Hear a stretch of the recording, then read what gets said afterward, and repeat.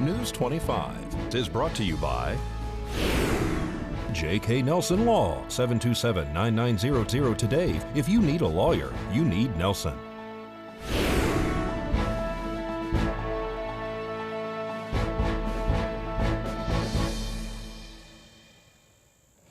Director of Emergency Management gives an update, and a new app is available for the Sheriff's Office. You're watching KPVM News 25. Local coverage you can count on. COVID updates are presented at the BOCC. It's Wednesday, May 21st. I'm Janet Arrett. Deanna O'Donnell is off tonight. Nye County continues to see a growing number of people testing positive for COVID-19.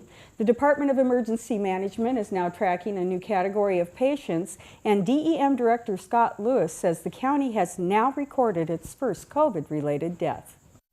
We have a new listing, and that is for antibody testing. So we received a confirmation of a COVID-positive patient yesterday, but that was through an antibody testing, so it does not mean that they are currently COVID positive. They are simply showing that they've had COVID in the past. And so since that kind of record comes in, that automatically goes to recovered status. That particular person also has indicated that they were symptomatic in most likely December or January. So that gives us further indication that COVID was probably with us for a much longer period of time in Nye County than we had anticipated. We had thought that, but now this is further proving that theory. I am, with sadness, have to report that there is one reported Nye County resident who has passed away within the last 24 hours. That death is attributed to a COVID-related offset. In other words, they are saying that COVID was part of the reason for the death.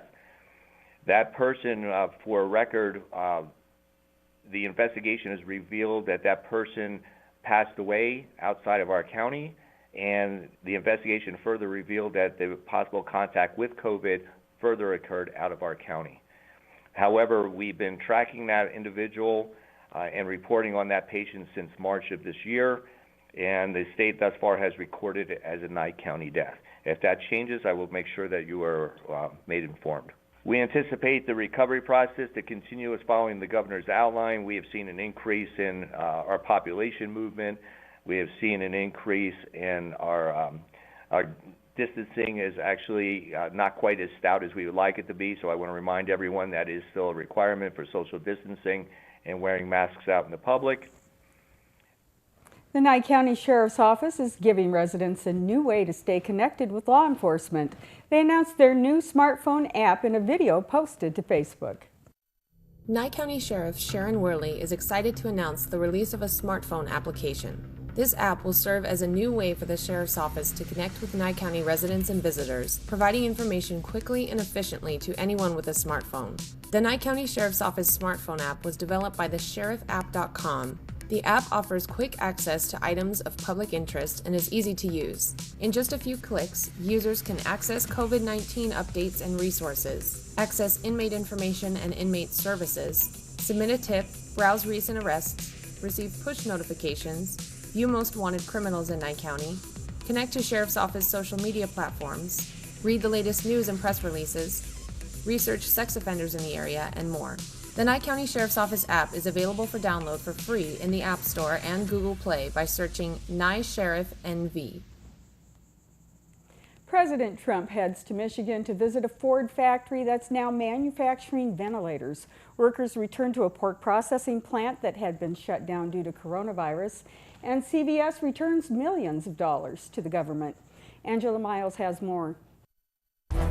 Topping our news, President Trump makes his way to Michigan today. He is scheduled to tour a Ford auto factory that has been converted to make ventilators for healthcare workers. The presidential visit goes against orders by Michigan's governor to suspend all non-essential in-person visits. That includes tours. The union representing the workers says the president is required to wear a mask out of respect for the sterile environment. 800 workers returned to the Smithfield Pork Processing Plant in Sioux Falls, South Dakota on Wednesday. The plant produces about 5% of the nation's pork. It was closed after hundreds of employees tested positive for coronavirus. 2 died. The plant has new safety measures. CVS Health is giving back government money. According to the CEO, the pharmacy chain automatically received $43 million in federal funds intended for healthcare workers. The CEO hopes that money will go instead to providers facing financial challenges during the pandemic. Stay with us. We'll be right back after this break. News 25 is brought to you by Star Nursery, your garden's partner for every bloomin' thing. Nye County Director of Public Works Tim Dahl says crews are making good progress as they work to improve a section of North Leslie Street in Pahrump. He provided an update to county commissioners during their meeting this week.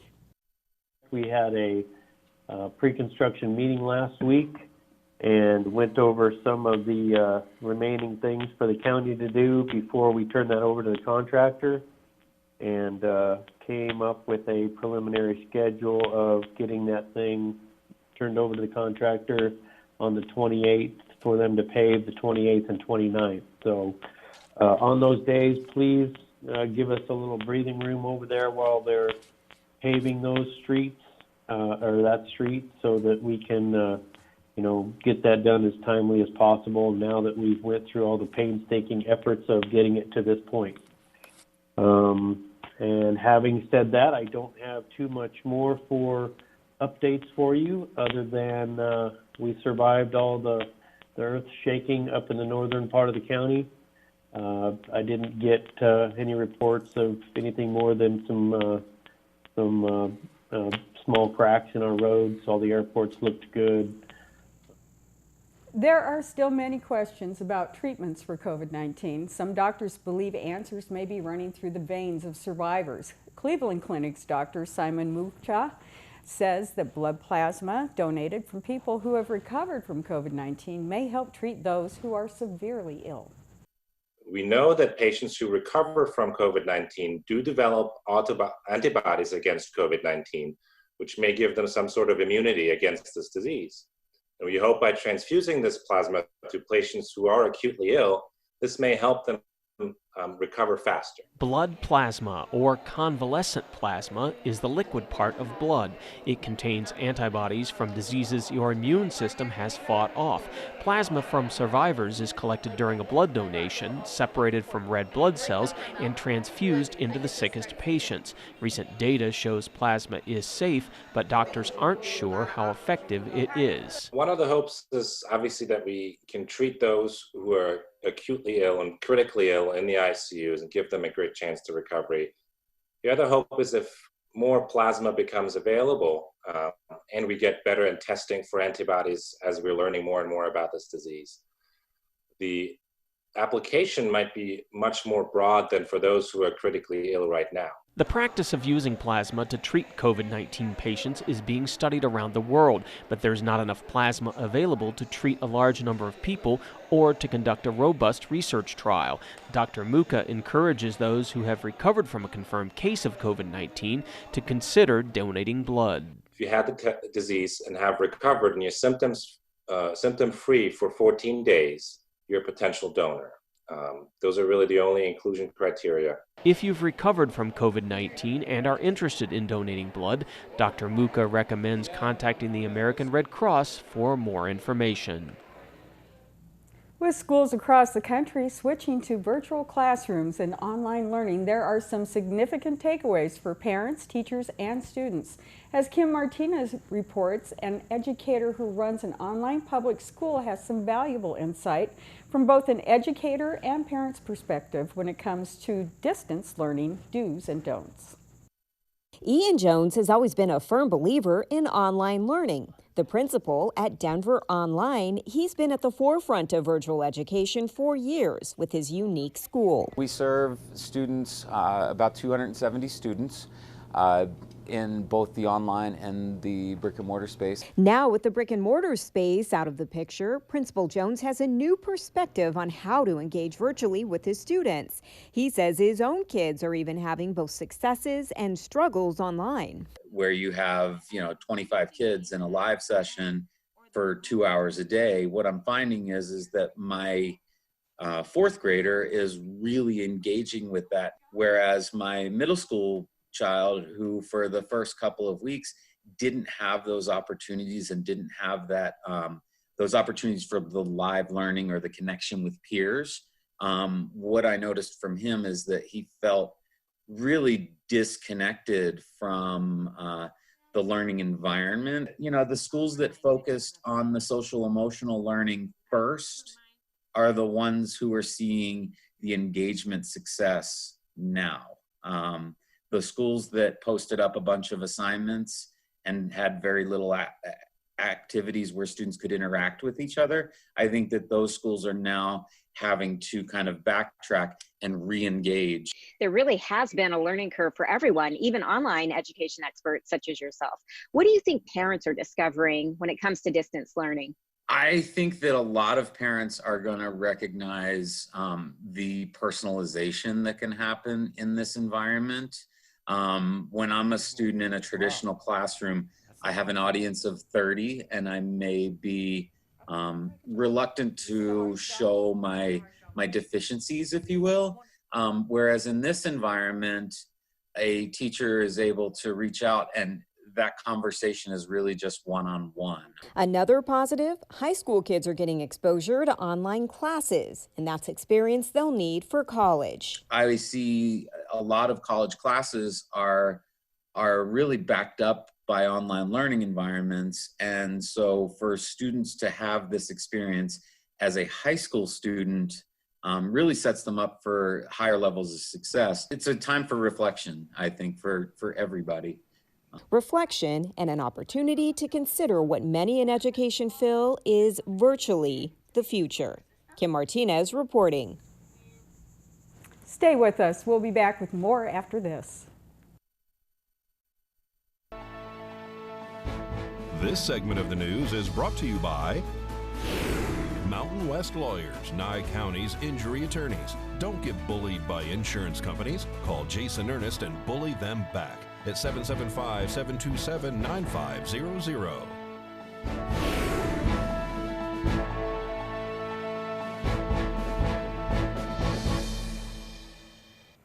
Is your computer running slower than it used to? If so, it might be time to replace it. In today's Great Computer Deals quick tutorial, Josh Osborne offers some telltale signs that it's time.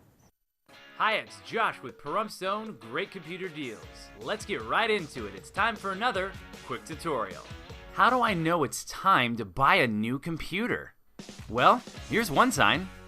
Even after a full PC tune-up done by a professional, your computer is still running super slow. A lagging, freezing, or even powering off computer are all signs of possible hardware failure. Computers are built really well, but after years of being turned on and off, running hot and cold, there always comes a point of hardware failure. In many cases, repairing your computer is the right choice, but more often, it's actually the same price or cheaper to get something new. Come down to our store for some friendly advice to help you with your next step. Why trust a technician when you can trust a friend? Great Computer Deals is located at 1190 East Highway 372. Call us at 775-990-8833. In today's Save a Pet, we meet Jamie, an all-black cat just wanting to be adopted from Desert Haven Animal Society. Darby O'Donnell has more. Today's Save a Pet is proudly sponsored by Jason Ernest with Mountain West Lawyers. Call 775-727-9500. Hi, I'm Darby here at Desert Haven Animal Society, and today we are joined with Jamie. Jamie is an all-black kitty. She actually has a new fur coat coming underneath her black coat that's kind of white. It's really interesting. She is a chunker. She's really chunky. She's super cute though. They said that she's in perfectly good health. She just has a little bit of extra squish for you to love on. She is a 1-year-old little kitty, If you'd like to come and see her and all of her friends here in the cat room at Desert Haven Animal Society, they are still open. They're just asking for you to please make an appointment for you to visit the animals. So give them a call ahead of time, 775-751-7020, or you can always look them up on their Facebook page at Desert Haven Animal Society.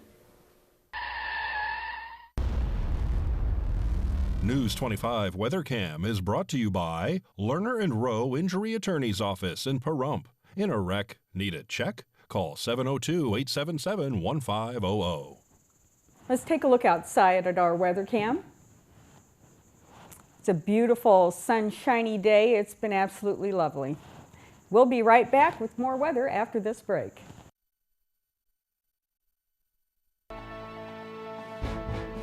News 25 weather is brought to you by Dairy Council of Nevada. The splash of cream in your coffee, the dollop of sour cream on your burrito, the melted toasty cheese on your pizza. Undeniably delicious, undeniably dairy. Enjoy what's real.